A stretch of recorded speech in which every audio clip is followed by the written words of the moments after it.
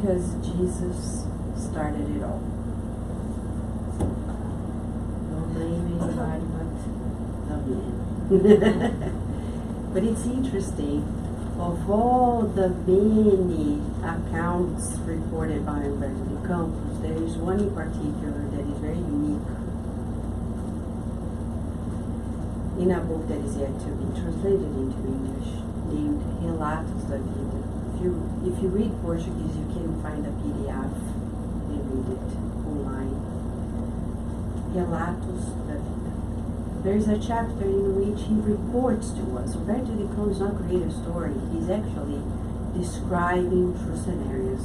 And it's so beautiful because we, in his very thorough description, we can feel a master we've never heard before.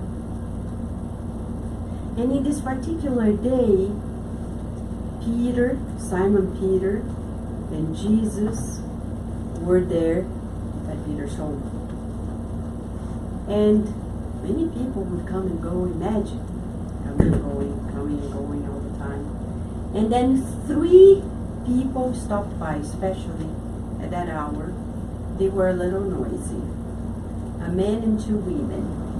I won't say the names and the details, but I'll cut it short and straight to the point. The story will hopefully be translated and published at the Spiritist magazine. But for now, this one man and 2 women were there, a little noisy, and Jesus was busy. He didn't say, I'm busy. He said, Peter, always delegating. That's beautiful, because he never felt himself like, I have to do it all. Delegating, he said, Peter, can you please help our guests? That's what he says. Help our guests. But was he the owner of the house? No. But he understood that he had also to collaborate. So he felt like he also needed to do his share. So he said, Peter, can you please help them out and see what they need? Peter stopped by. Peter was so particular. He listened to their stories. A minute after, he heard them saying whatever they were saying. He started screaming at them and saying, you are a leech of society, and you, to the woman, a murderer, and you are, and calling bad news. Anyway, I won't repeat them here because you read in the story. It's easier to read than to hear.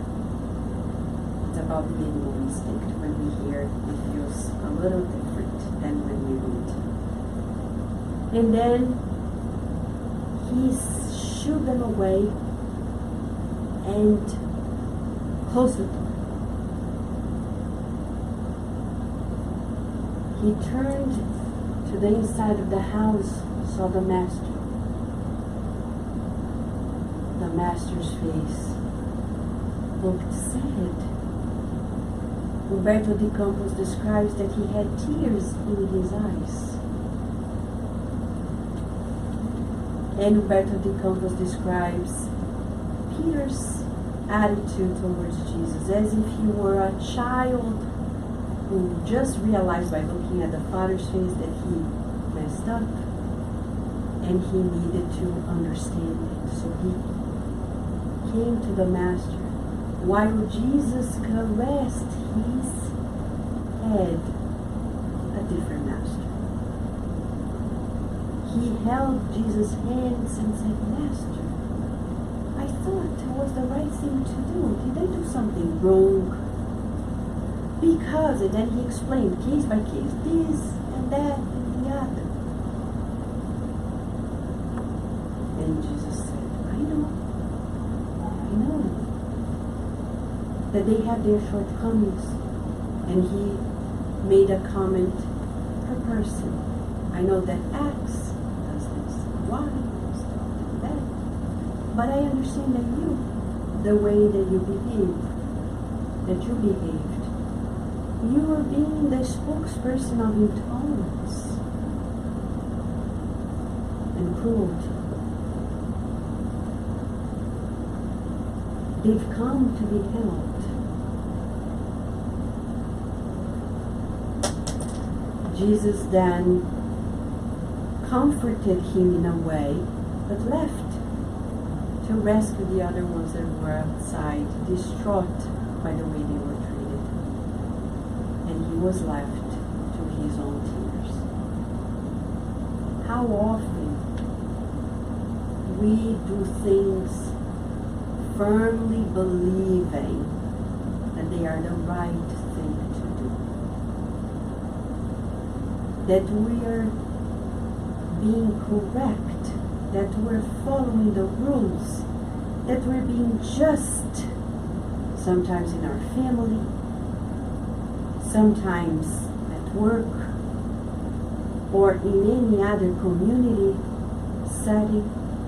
But then we realize with the Christ that there is a new way of addressing those same problems in ways that we've never heard before.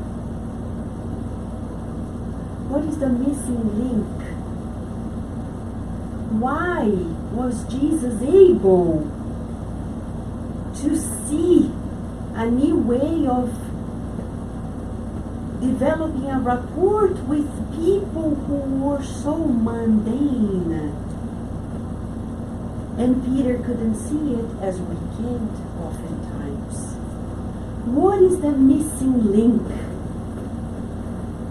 What does Jesus have that we are yet to perfect and achieve? Well, according to many reports and to Jesus in the home, the missing link is here: the need for understanding. Jesus already understands things that we don't.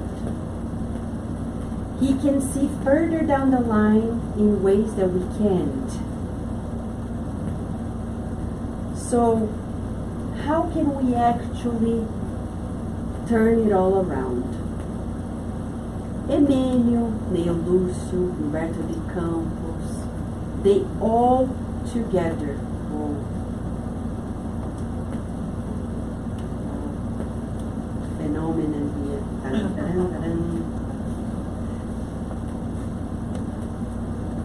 Need for understanding the computer. What's happening with you? Ay, ay, ay.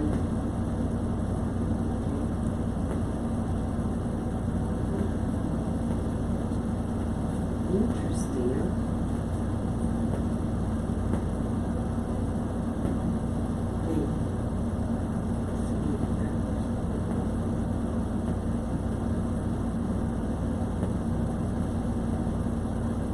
Save before it goes away.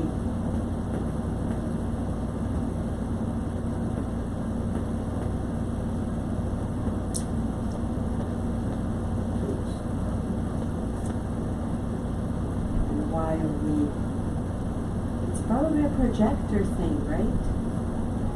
It seems like it. The HDMI. So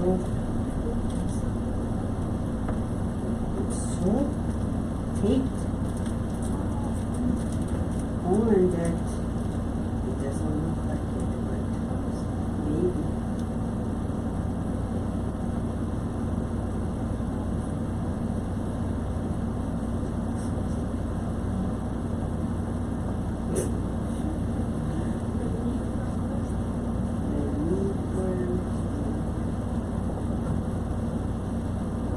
Turn it off. And on.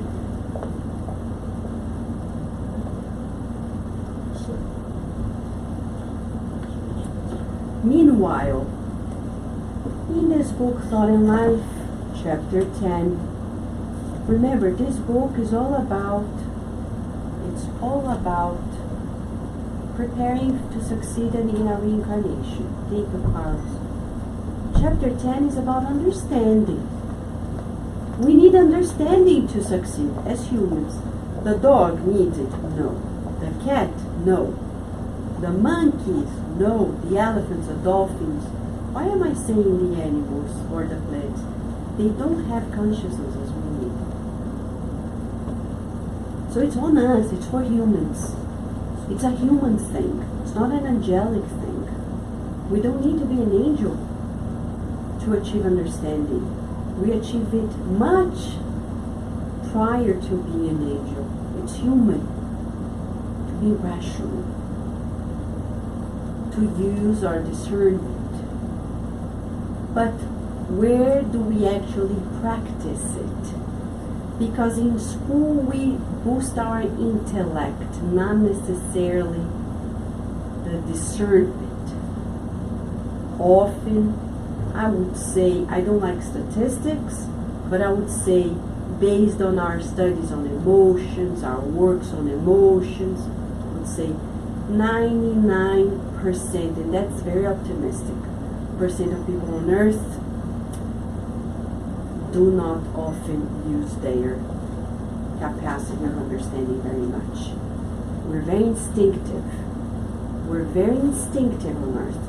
We do what is pleasurable, what we need for survival in terms of our individuality, of our physical bodies, but we rarely in our relationships put consciousness before our actions.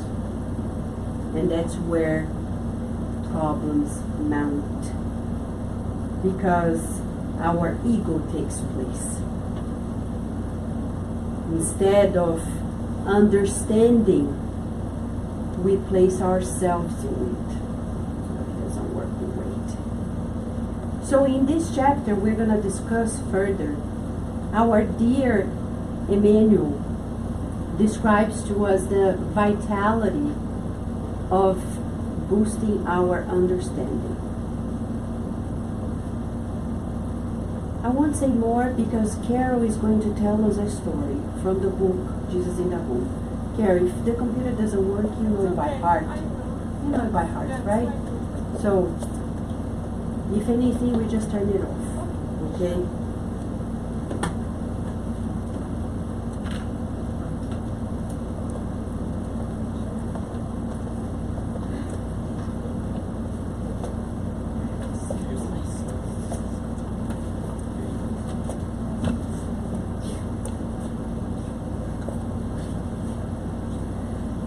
So Jesus, friends, is coming to our home tonight, our beautiful SSVA. How can that happen? Because our dear mentor spirit, now Lucio, who was a contemporary of Jesus himself, selected 50 encounters that Jesus has had with Simon Peter in his home and reported those encounters to us.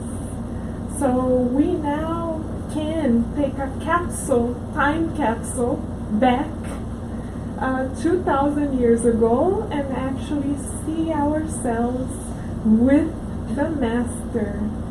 So as we talk about Jesus' real life encounter, let us practice visualizing in the camera of our hearts the Master amongst us. Let us visualize the Master right here, right now. How do we see the Master? Do we see the Master as someone that is austere? Or do we see the Master as someone who is smiling? Someone who is opening his arms to us? What is the body language that we visualize?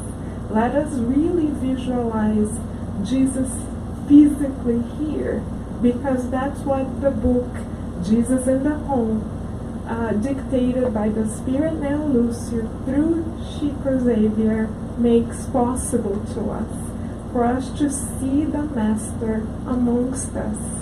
So he is here right now, personally inviting us to take this journey with him. If you would like to explore this 50 real life encounters with the Master yourself, you're lucky. We have the book available for you to purchase, and we have several recordings of the book available on Kardec Radio. Vanessa did a study of the book, chapter by chapter, that is available right now on Facebook, just for you. Also, our dear Nau Fonseca, right? And Gabby Ferreira recorded the book with beautiful commentary, also available on Kardec Radio. If you would like another version, we have another version. We have Mackenzie Melo's version and Francisca Kranz's version also available. So you can take this journey with the Master, not only here right now, but at your own home, at your own time. The Master is awaiting for each and every one of us with open arms. So tonight we are going to report one of these very special real-life encounters, which Neo Lucio entitles The Need for Understanding. The title itself is curious if we think about it, because a need is something that we must do. It's not necessarily a choice, it's a requirement. So Neo Lucio is already showing to us a learning objective that is in the curriculum of all of our lives eternally. So check, need for understanding, one of our learning objectives for this lifetime. Luckily, we have literally the best teacher on earth to coach us, and that teacher is our Master Jesus. So now Lucio reports that on one night, when they gathered together at Simon Peter's home, one of the disciples arrived. Picture this, very distraught and very downcast, feeling depressed, irritated, indignated. How many times do we ourselves feel like this, right? Think about traffic on 50. You feel like that, right? Traffic, my goodness. Our daily lives, the daily grind of our daily lives often report us to this state of mind, so we can all relate to this disciple's state of being. And Jesus sees him, and as always, Jesus offers him a consoling parable. He doesn't necessarily give him direct advice, but thinking of all of us, not that one particular disciple alone, Jesus tells us a story to coach us. So let us listen to Jesus himself. Jesus then tells the disciples, there was once this very wise educator who was an expert in the texts of Job. Job is part of the Old Testament, and he's one that says, God, even if you take everything away from me, I shall have faith on you. So Job is a particular prophet that faced great adversity. So Jesus referred to a wise educator who knew a lot about this particular prophet, and who for that reason had opened a school to train the soul. And one of his disciples in that school had felt very distraught, like Jesus' disciple, because every time they went out on the street, they faced criticism and wrath and sarcasm, like Jesus' disciple. Jesus' disciple was particularly upset because he had to collect taxes from people. And who wants to pay taxes, right? We do, because we are very well disciplined, right? We love paying taxes, of course we do. We have Ben Franklin as our inspiration. True certainties in life, death and taxes, right? And we are all very disciplined ourselves, so we love paying taxes. But the case was not so 2,000 years ago. So the disciple wasn't stoned to death, but he was very much criticized because he was a tax collector. The disciple in Jesus' parable felt the same way. So guess what the educator did? The educator took the disciple in the parable by the hand and said, let's ask for alms for our temple and see how this experience goes about. And then we can picture nowadays people asking for alms. How many times do we go about our lives and we see people in difficult circumstances, asking for alms? Picture how we feel and try to bring this back to the parable. They were in this circumstance asking for alms for their school of the soul.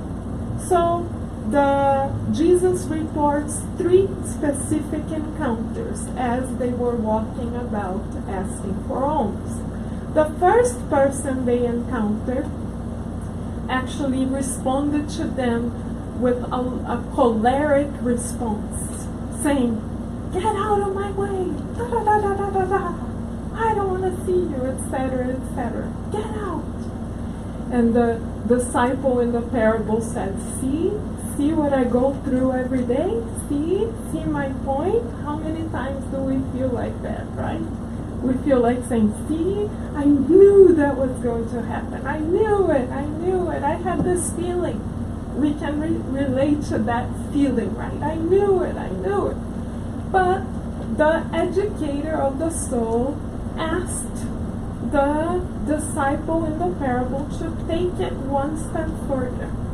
Instead of judging the person who was choleric, the master in the parable said, let's practice understanding rather than judging.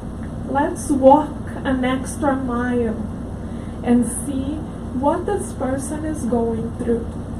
So this is how we shift from judging to understanding, walking the extra mile, in their case, literally.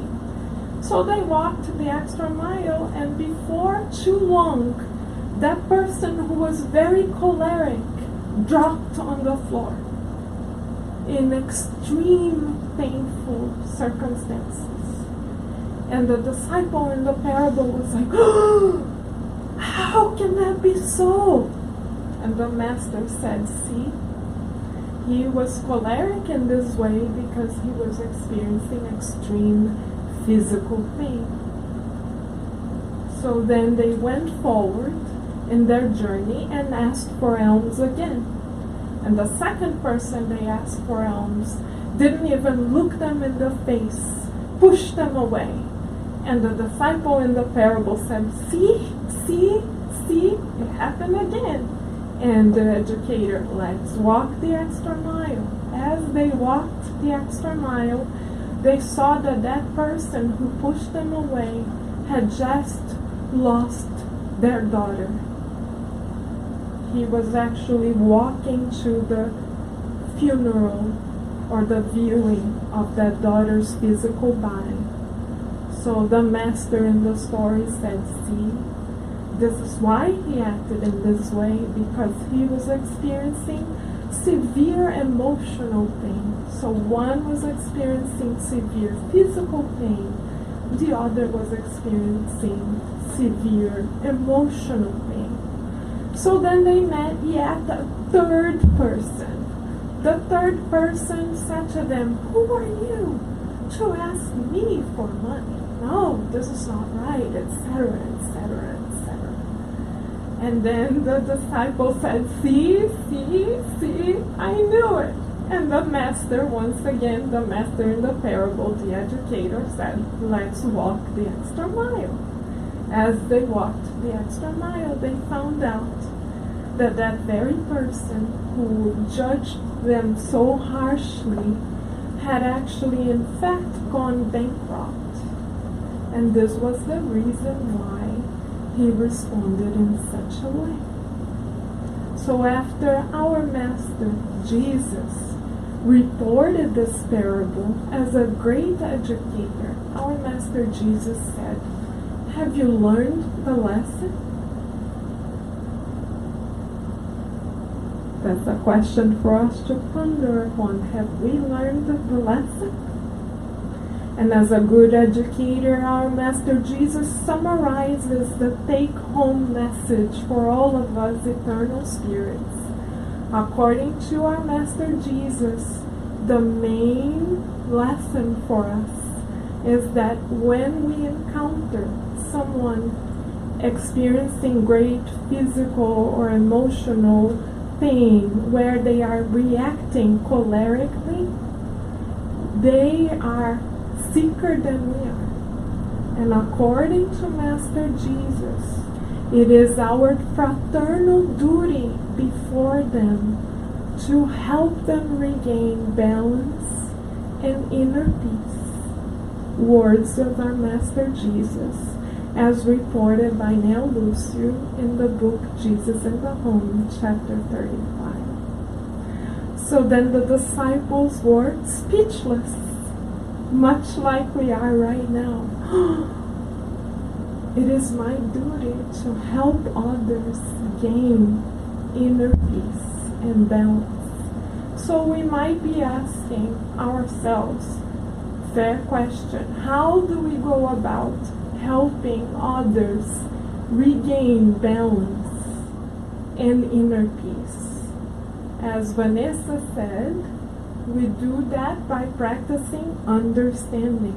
How practically can we practice understanding? We need a 7D camera.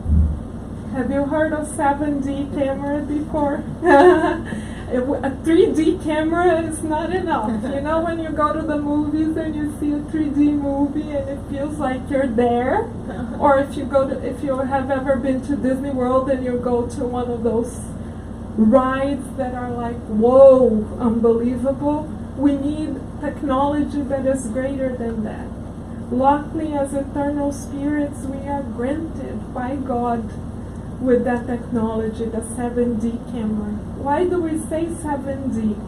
Because we need to take into consideration, according to our Master Jesus, the incarnate spirit, himself, herself, the network that is connected to that spirit in this life, the experiences that they are having exactly at this moment, the family background that they have had, the childhood experiences that they have had, the companies from previous lives that are connected to them. So if we add everything up, we have about 7 layers of connections that each one of us carry as we go about our reincarnation. So as we think about ourselves as 7-dimensional spirits, it's a little bit easier to practice understanding. We need to shift the angle of our cameras. We are all movie producers, better than Steven Spielberg, if you ask me. Because as eternal spirits, we have not only the movie of this lifetime being registered right now in our eternal minds, but we also have the movies from the previous lifetimes as well. So we are constant movie producers, producing, co-creating our lives with God. So we need to change the angle of our camera. Instead of looking at me, myself, and I constantly, my needs, me, what do I need, what do I want, I am being invited to look at life from the perspective of others.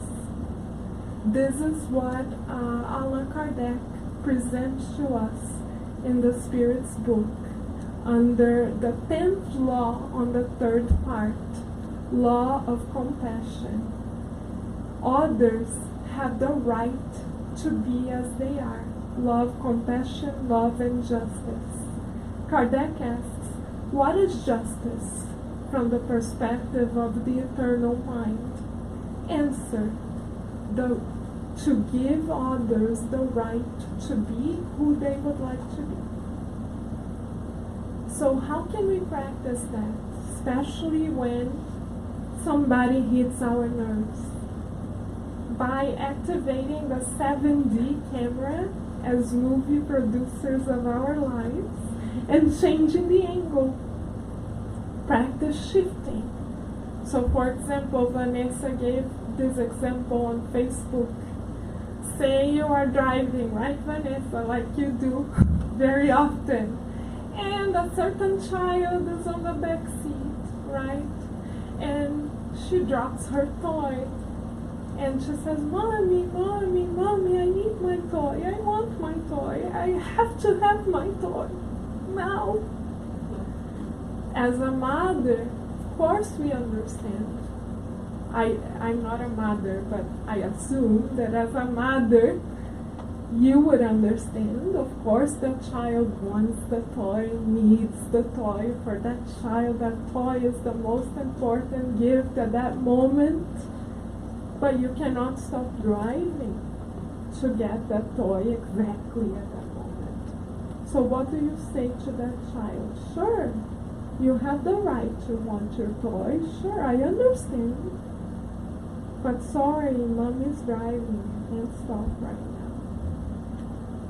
So even if we are not able to respond to someone the way they expect, we can still give them the right to express themselves and show us their needs.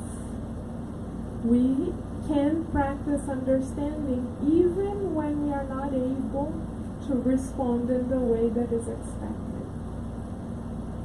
Like a mother with a child. So we have constant choices to make in our lives as movie directors of our own lives. We can choose to react and say to that same child, be quiet. Don't you see I'm driving? Come on. Can't you stop talking just for a second? Come on. That's a reaction. I'm thinking of myself. The camera is solely on me. But I have a choice. I can respect who I am, but shift the camera to the other person. What would that sound like? Instead of, wow, be quiet. Can't you see I'm driving? We would say, sure, you want your toy. Thank you for telling me. You're right. I know you want to play. I understand. Sorry, Mommy can't stop now. But I'll get it as soon as I can. See the difference? So we constantly have that choice available for us. What do we need to do? Shift the camera. And you may be asking, how do we shift the camera? Quickly, right? Especially when we are on 50 driving. We, according to Emmanuel, chapter 10, entitled Understanding, we seek the good, visualize the good, feel the good, and mold the good with all the resources that we have at hand. So when someone cuts us in the middle of traffic, again, we have a choice. What's the most animalistic, instinctive choice that we can make? Me, mine, me, I. I need to get to work. I'm late. Get out of my way.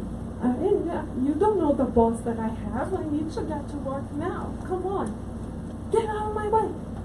The camera is on me. Me, myself, and I. It's the child mode. The child tends to think of herself only and primarily. It's the egotistical mode. me, myself, and I, how can I shift? I seek the good. I say, go in peace. Let me visualize a beautiful light showering upon you, driver. I don't know who you are, but you are a child of God. Maybe I'm crossing your way for a reason. Maybe God would like me to pray for you, because God knows what you're going through. And I have the blessing of understanding, because I study immortal laws that you don't know of, very likely. So it is my duty to understand you more than you could understand myself. So may God shower light upon you, child of God. And now I shift the camera. Now I'm looking at that driver with a 7D perspective. I'm out of the me, my, and I, and I'm asking myself, how can I be of service? The best way to be of service is to practice understanding multi-dimensionally. Is it an invitation from us? No. It's an invitation from the one and only Master on the earth, our Governor himself. So we are being invited tonight as the SSVA celebrates 12 beautiful years. And as we have received the treasure of Spiritism that is so uncommon, so unknown still in this very lands, we are being invited to put our knowledge into practice by sharing this treasure more than through words, through our choices and actions. The prayer from St. Francis is a good checklist for us in practicing understanding. What does St. Francis invite us to do? Love more than to be loved. Understand more than be understood. Right, Paloma? Paloma brought that to us last week. Forgive more than to be forgiven. Right? So that's a good guideline for us. Am I practicing understanding? Let us all shift on our 7D camera, because we are co-producers of the movie of life, with God, for God, and with God.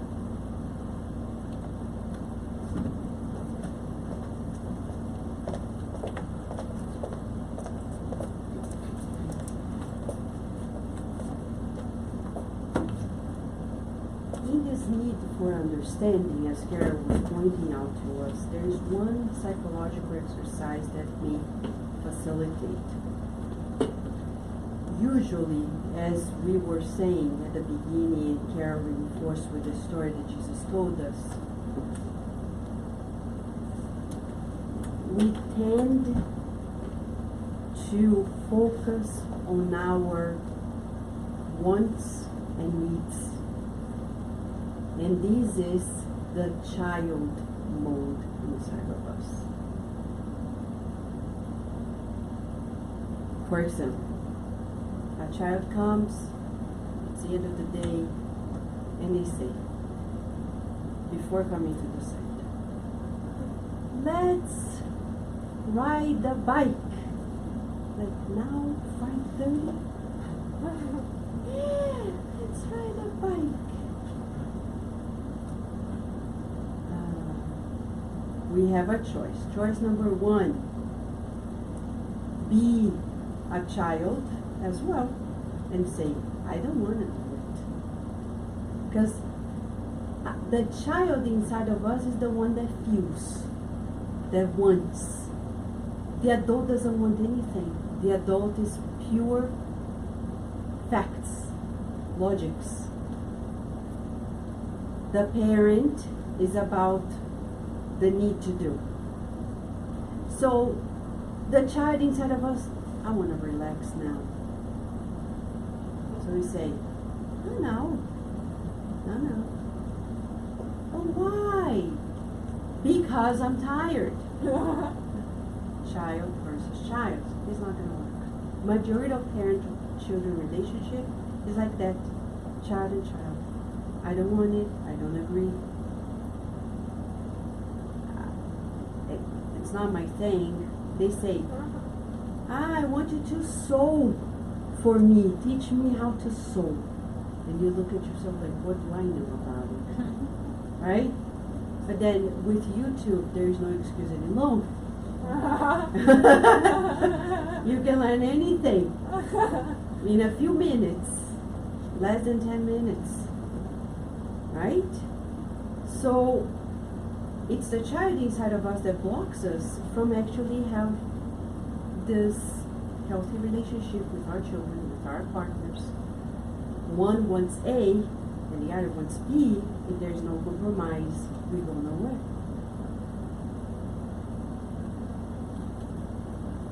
Then the parent inside of us is about the need to accomplish things. And if it's a critical one, it's always going to say, you should, you have to, you must. Jesus wasn't like this. Jesus was not a critical parent in our lives. He didn't criticize our dear Peter.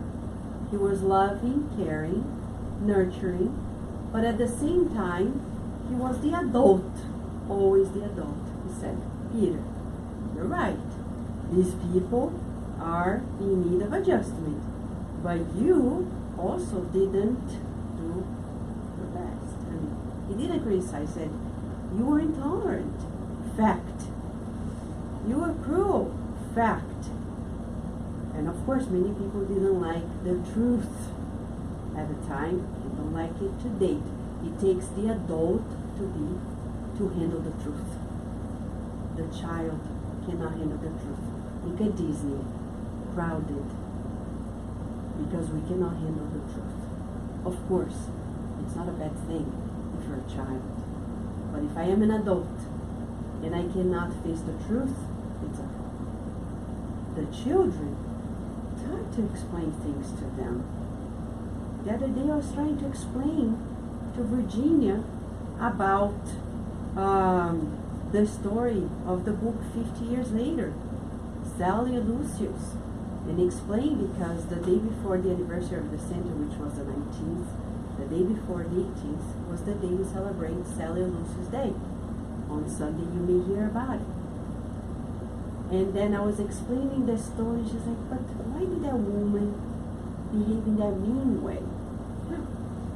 Right now, the spirit can process, but the physical body cannot handle, thank God. Because it would be damaging to a brain that is still being molded. So good that right now on earth we are being more careful at exposing our children to certain scenarios. We were much harsher in previous generations, right? Right now, thank God, because the brain needs a lot of positive to grow, to be able to handle the negative. That's the ideal. Not that we're creating the la la land, telling them that evil doesn't exist, but we are not going to be constantly exposing them to those harsh scenarios like we used to in previous generations. You had to go to work, you would take your child in the worst environment. There was no choice. Nowadays we have human rights, children's rights, and we are protecting our children from certain harsh circumstances because they are very detrimental to the growing body. And we as spiritists understand that that spirit is dormant and is awakening, reincarnating. So if we have a new beginning, it must be a good one in order for us to turn out good. So parents must must protect their children from certain scenarios. I hear since early stages, pre-K, kindergarten, when many schools say, no, but they have to learn resilience right now. Remember, Virginia was 2. Let her cry. She needs to be resilient. Right now? No. This is a skill to be learned later. Right now, we don't expose her to the harshness of unnecessary stress. As a neurobiologist, I understand the damage of stress in the brain. There is a critical window of vulnerability. If you do it at the wrong time, big problem. No wonder our children are so hyperactive and many problems that we're seeing. Because we are exposing them to unneeded stress in the name of independence, resilience, endurance. One time I talked to a school director about bullying, and she said, when children get to teenage years, they'll be exposed to it, so they better learn it now. Now, at pre-K? I don't think so. I don't think they have, and this is not to be oversensitive as a parent or as a child. This is not the appropriate environment for you to put your child in. If they are exposed later, they will have tools to work with it. But now, they're going to create defense mechanisms and very likely become a bully too.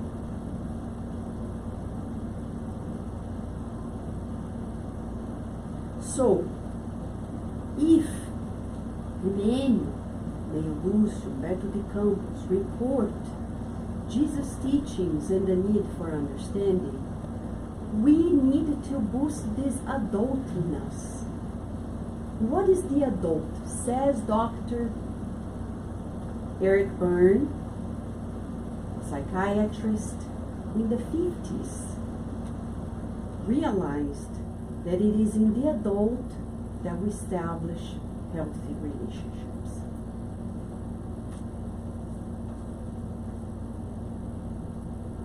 How do I practice the adult? The adult is rational, discerns, understands, has the 7D view. 1D, I don't like it, I don't want it, the child or the parent. No, it didn't happen in my generation, it's not going to happen now. That's ego. The adult, well, let's study the scenario. So I need to use an area in the brain that we're learning to use, and Spiritism helps boost it, the prefrontal cortex. All the studies in neuroscience show to us that whatever we can do to boost that area is going to pay off. Because once that area is activated, the primal areas that are working with our instinctive emotions will be tamed. How do we domesticate those emotions? By boosting our discernment. It's what, in other words, Freud would say, sublimation. It's not this mere rationalization saying, I'm not gonna look at a naked picture because it's not good for me. No, you look. But you look thinking. That's the training. Huh? We'll give you the hardest. To look at someone naked, beautiful, and not feel anything.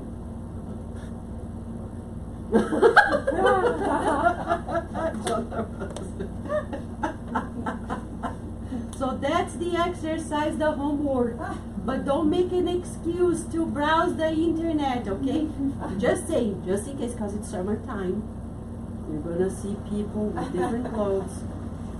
Need to learn to look at the people with an eye of immortal spirit. Hey, that body. What is that body? That body is a temporary clothing.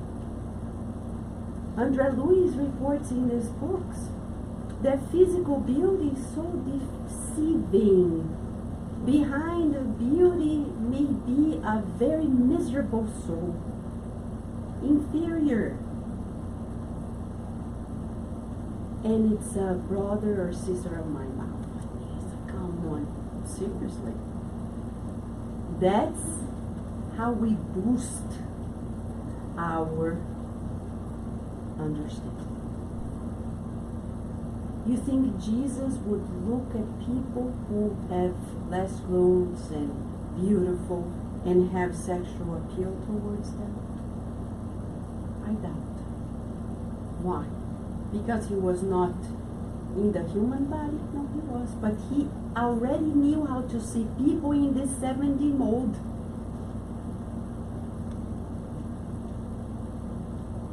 Could see beyond the physical into the soul of the person. When I look at my child, the child's not mine. God's child temporarily with me. Do I love the child? Yes. Protect? Yes. But it's not mine. And I need to remind myself daily. See the child sleeping and saying, well, that's just a physical body. Where is the soul right now? Hopefully in the spiritual realm, in a school with the guardian angel. May God bless your sleep. But that's just the body. And the child's not mine. If the child tomorrow decides to be richer or becomes richer than I, more successful than I, and I do not support and approve of, then it's an ego battle with my child. Many families suffer because the children feel that their limit is the parents' roof. Every day we hear stories of people who say, I'm afraid of being better than my parents. Richer, more successful, different. And they are afraid of flying higher daily. It's one of the major problems. Why? Because instead of treating our children as children of God, we treat them as our possessions. And we limit their growth. If you love me, you stick around. Don't go too high. Don't go too far. Don't become something I don't understand.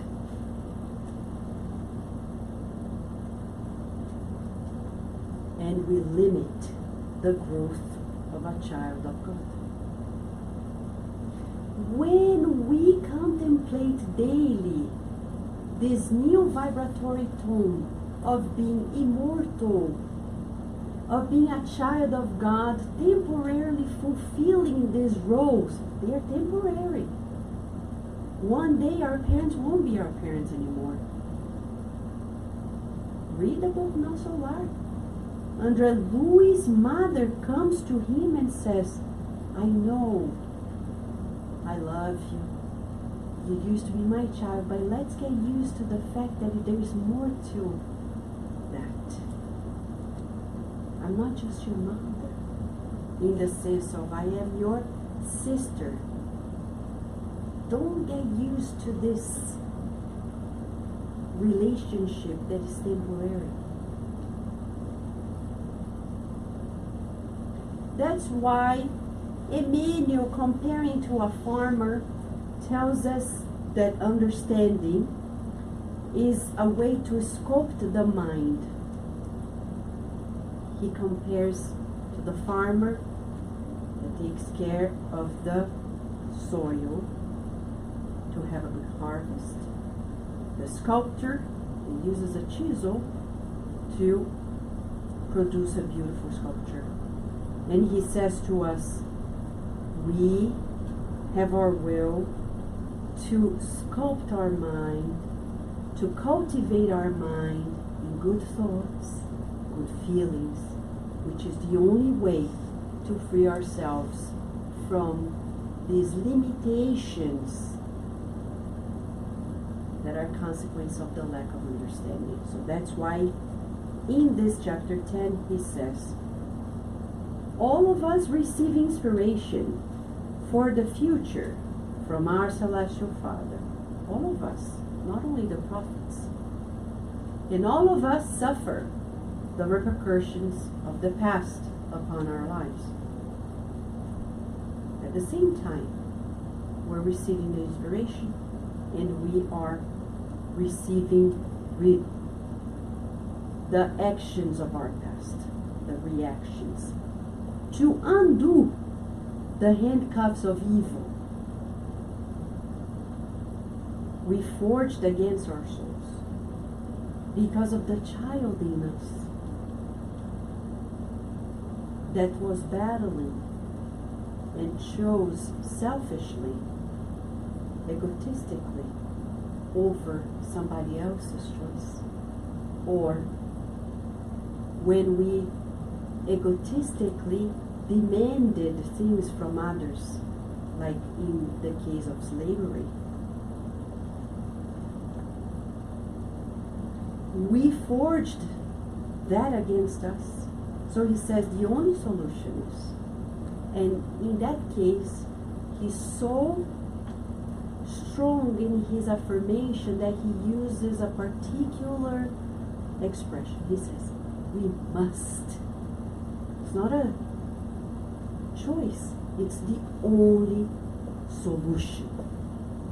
If right now we're feeling limited in any way by things of our past, if in any scenario we're feeling limited, the only way out, he says, we must seek the good. If everybody's a creature of God, everybody's divine, our essence is good. How come I keep only looking at the evil part in myself or others? I need to train my eyes. Seek, that's why he says, seek. It takes will, it takes effort. I need to dig to see the good in my child, in my husband, in my wife, in my partner, in my friends, in society, in the government, everywhere. It's a training that it's new to us. It's probably the first life that we're consciously practicing it. We must seek the good. And then he says, we must feel the good. It's not only seek and say, oh, I found a diamond. Feel it. Ooh. Ooh. It doesn't say buy, feel it. You can return if you want. And then feel it, meaning the 7D, yeah? Absorb. Multi-sensorial experience. You immerse yourself in that scenario. And then he says, visualize. And it's interesting why. As a neuroscientist, I was asking one day, like, why Mentor Joseph? He says visualize. Of all the senses, he picked vision. Because in us humans, it's the most impacted. Vision. So visualize. Because if you see it, you go back more easily to your feelings. And if it's not enough, he gives us a fourth vector of action, which is mold the good, meaning it's laborious, it takes work. It says mold, work on it. Oh, my child and I don't get along. My mom and I, my dad and I, my boss and I, my friend and I, my colleague and I, my neighbor and I. Okay, take a break. But let's go back to line number 1. Let's seek the good. Let's do the good. You don't need to knock on anybody's door to do it. It's inside. Seek the good. It's a mental thing. And then it's a sensorial aspect of it. You need to feel it and then go back, visualize it. Once, it's almost like you create a blueprint. You visualize, design, mold it, engineer it, create it. Oh, but in this life, the other night a friend said it perfectly. It's gonna take decades, maybe centuries, for us to see spiritism spread out in the United States. I said, I'm not God. I cannot say when a flower's gonna bloom. Only God knows. Who am I to dare? Who am I to say that it's gonna take 10,000 generations? I don't know. It's God's problem, not mine. I know that I'm gonna do my part. I know that I'm seeing it now, feeling it. Right now, if people say you can't do it, at least in Chantilly, Virginia, we're doing it. It doesn't take a second generation to see it coming. It's already happening. And for people who are around the world watching through the camera, it's happening for them too. And it doesn't take another generation and grandchildren and great-grandchildren to see it coming, because it's already happening, it's already public, it's already spreading itself out. And everything else in our lives, it just takes one decision to seek the good. If God is the creator of the universe, my friends, if God is the one, the only powerful force in this universe, and God is good, just, loving, our conclusion is our nature is the same. I may be upset with somebody today, but not for long, because sooner or later that will come to terms, and we're destined to be friends. We're destined to be fraternal. We're destined to be at peace. If yesterday we were at the brink of a war, God's hands stopped it by minutes. It's in the news. If you watch the news, you know. Who is in command? It's not Horton by Dr. Seuss. It's actually God. And that we know it. If God is in command, there's no mystery. There's nothing impossible. The good is all there is. That's why it is on us, co-creators, to seek the good as the only solution to actual understanding. And Emmanuel wraps up the chapter, and I will finalize with his words, because he has the wisdom. He says at the end of this chapter, to make ourselves humble in order to help without diminishing our own heights is to ensure the improvement of all, and thereby enhance our own progress.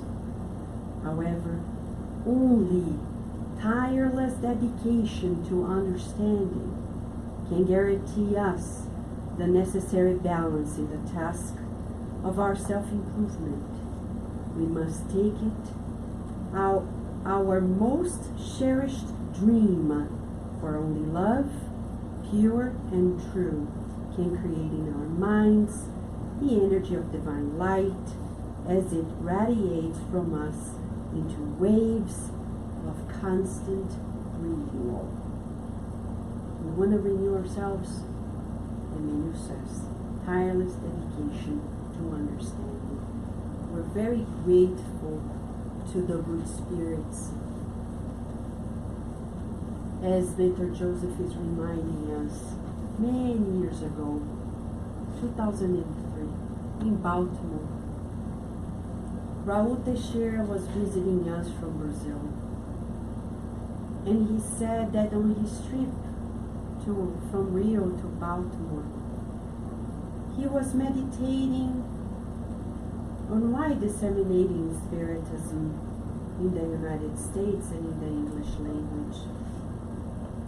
He felt that there was an abyss between American and Brazilian understanding of spirituality. It was then that he had a dream. And he had a dream with a family at the Civil War time, and his mentor Camilo calling him up and saying, look at this family. The mother at home receiving her son who came back from a war. She was crying,